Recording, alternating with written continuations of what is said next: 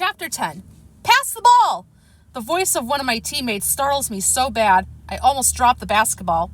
My head is not in this practice session. I'm too tired and uneasy. I couldn't concentrate in any of my afternoon classes, and I was terrified I'd fall asleep again. I still hear those words in my head, still feel the evilness of them. I probably should have skipped practice to save myself this embarrassment, because I'm playing like trash for everyone to see. Come on, Shane, another teammate yells. I'm in the middle of the court. We're spread out on the floor. Travis is guarding me. His hands are extended, and he's so close I can count all the moles on his sweaty face. On heavy legs, I spin one way, then the opposite way, looking to pass the ball. Doc is trying to shake his defender, but has no luck. I pivot to another teammate, Griffin. He's free. Faking left, I toss it to him. He takes off down the floor. He travels, but it's not called. Travis bumps me. I cut around him. Stay off me, man. Just playing hard, he says. I'm not coach. I'm not going to take it easy on you just because of that. He gestures towards my scar as he runs backward and gets back into position. I follow, but at a slower pace. I'm running on fumes. As I reach Travis, we start jostling back and forth and jawing at each other. I'm not backing down. He needs to know that I'm still the best player on the team, even if I'm having an off day. I shove him away from me with my shoulder. He pushes me hard. I fly back, hitting the floor. Foul, Doc says. Coach, aren't you supposed to blow your whistle? Coach glares at Doc, then blows his whistle. Doc, let me coach, and tie your shoes before you hurt yourself. Doc blushes, then kneels to tie his shoes. Travis, that was clearly out of bounds. After practice, you're running laps. Travis smirks. Sure thing, coach. My hands curl into fists as my anger spikes. Shane, take your free throws, coach says. I gather myself and walk to the line, rotating my tense shoulders. I glance at the rim, spinning the ball in my hands before I take my shot. It sails up and misses the rim by a mile. Air ball, Travis mutters. A teammate grabs the ball and tosses it back toward me. My reaction time is slow, so the ball hits me in the chest and rolls a few feet away. My face is on fire. Doc retrieves the ball and hands it to me. You okay? I nod, but he still looks concerned. Focus. Focus. I shake my head to clear all the creepy cobwebs. On the court, I'm safe. I force myself to forget everything else. I step up to the free throw line. You got this, I whisper to myself. I should have this. Once I made 50 free throws in a row. Holding my breath, I quickly release the ball with a flick of my wrist. I watch it fly through the air.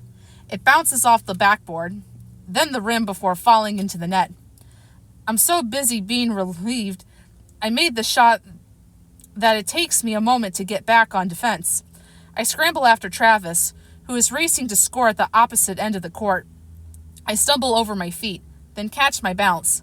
My movements are clumsy and uncoordinated, which is not a good look for a basketball player. Travis tries to shoot, but I'm guarding him too tight. He hesitates right, then crosses over to the left, faking as if he's going to pass the ball. Players are running around, trying to get open for a shot, but I'm on Travis. He can't shake me enough to create space to shoot. Not talking now, huh? I say with a sudden burst of energy. He races to the left. I stay with him. He trips, and as he goes down, the ball slips from his grip. I dive for it. He's on me, and we're wrestling for possession. We're all tangled up. The shrill sound of Coach's whistle pierces my ears. Travis releases the ball and scrambles to his feet. I stand, still holding the ball. Coach stomps towards us. I shrink under his glare and shoot Travis a dirty look. What's wrong with you two? He asks. Honestly, that's a loaded question. So much is wrong. Coach points to the sign on the wall. Talent wins games, but teamwork and intelligence wins championships. It's a quote from Michael Jordan, Coach's all-time favorite player. I'm all for hard play, but you can't be sloppy, and we don't fight with our teammates. We're a team above all else, right? Yes, Coach, players shout. My response is more of a mumble. Usually, I can dismiss Travis, but today, he's burrowed deep under my skin. Everything about him is annoying me, and no amount of deep breathing helps. We have a game coming up in a few days with our rivals, Coach says. If this is how we're going to act, we don't stand a chance. It's not just about being physically ready. Your minds have to be right. He stares each one of us in the eye. While each of you is valuable, no player is worth more than the team. Worthy.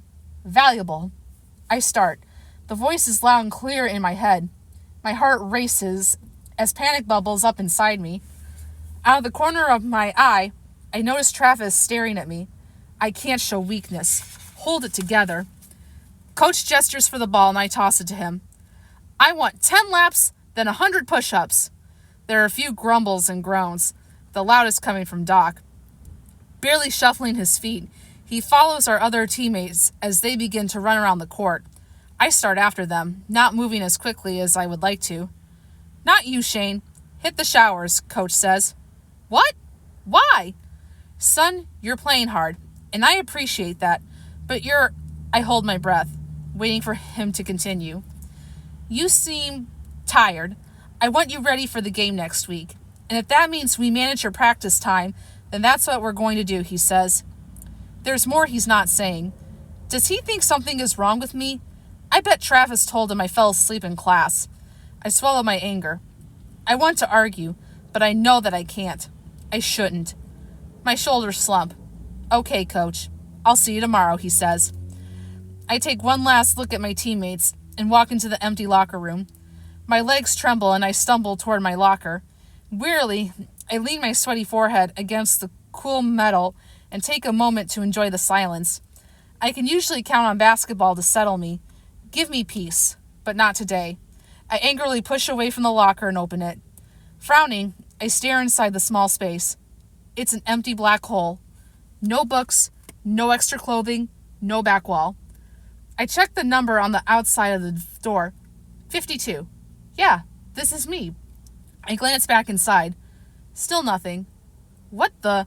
I carefully reach my hand inside. Cool air flows through my fingers. Goosebumps appear on my arm. I lean forward until I'm shoulder deep and still can't feel anything. There's a faint ringing sound, like a bell. No, like jingling coins. The tips of my fingers skim across something wet. Water? I hear whistling. It's a haunting, high-pitched sound. I recognize the Rockabye Baby melody. It slithers through my veins. My body tingles all over. Nausea hits me hard. I try to pull back, but something grabs my wrist, tight. I gasp as I'm yanked forward and my head hits the top of the locker. The pain momentarily blinds me. There's a buzz of noises. At first the sound is garbled, but then the words become clear. Worthy, valuable, treasure, precious. It's an eerie chant that repeats nonstop until the words fuse together and are unintelligible nonsense that makes my head spin. The grip on my arm tightens. Somebody help! Help! I'm pulled farther inside the locker. In the darkness, two small lights appear, a glowing red color. Eyes. Someone chuckles. The sound is so wicked it takes my breath away. Let go! Let me go! Bracing my free hand on the rows of lockers next to mine, I use all my strength to push back. My shoulder burns, like I'm about to dislocate my arm from its socket. My fingers tingle and a hot sensation flows through the arm trapped in the locker. The heat causes beads of sweat to pop up on my forehead. My eyes widen as I watch my fingertips turn gold. Then the color spreads across my hand, up to my wrist. It continues its journey up my arm. You're playing my game now, a sinister voice says, and you're it. I'm mesmerized by the red blazing eyes. What? So precious, so worthy, so mine. The grip tightens around my wrist. It feels as if my bones will snap at any moment. I frantically struggle to get free. Help! Somebody help me! Please! There's power in pain. You can't escape me. An evil laugh echoes in my ears. My skin tingles as a sinister sound is seeping into my pores, infecting me. I gasped, struggling to get enough air. You have to sleep, Shane. and I'll be waiting. Soon you'll return to me. This time, forever. Suddenly, I'm released. I fly back, hitting the opposite wall. Pain radiates up my back as I slide to the floor when my legs give out. Panting, I stare at my locker. The black hole. The darkness. It's gone. I see my backpack and extra clothes stuffed inside. I lift my trembling hand. It's normal again. Brown skin, not gold. Out of the corner of my eye, I spot something moving. My head swings around and my heart shrivels in my chest. All my teammates are scattered around the room, gawking at me. The weight of the stunned silence threatens to crush me. Doc hurries over and tries to help me up, but my body is dead weight. I flop back down. What happened? You okay? He asks. Man, you're messed up, Travis says, laughing. Who falls asleep standing at their locker? My jaw drops. What? You were asleep, he says. Want to see a picture? He holds up his phone. My teammate Griffin shoves him. Back off, man. Yeah, shut up, Travis. Doc reaches for me again, but I avoid his hands and clumsily climb to my feet. I sway on my unsteady legs. Why are y'all mad at me? Travis asks. It's not my fault something's wrong with him. My mind is spinning. Was I asleep? I remember walking to my locker. I leaned against it for a moment. There's no way I fell asleep, right? I think landing on his head did more damage than we thought, Travis jokes. I cringe. Wow, Travis, a kid says in disgust as he walks away. That's foul, even for you. Yeah, leave him alone, Travis. Doc's hands curl into fist. Travis rolls his eyes. What are you gonna do? Fight me? It'll be like taking on a big donut. Doc flinches, then holds his ground. A weight joke as a comeback? Name calling is so not cool. And yeah, I will fight you if I have to. I may lose, but I'll go down knowing I stood up for my friend. Who would do that for you? Aw, 'cause little bitty Shane can't take care of himself, Travis says, his tone babyish as he glances my way. Griffin steps up next to Doc. For someone who wants to be a leader, you sure aren't acting like one. First you throw shade at Shane, and now Doc. You're being kind of pathetic, dude. Travis flings up his hands. Whatever, y'all are too sensitive.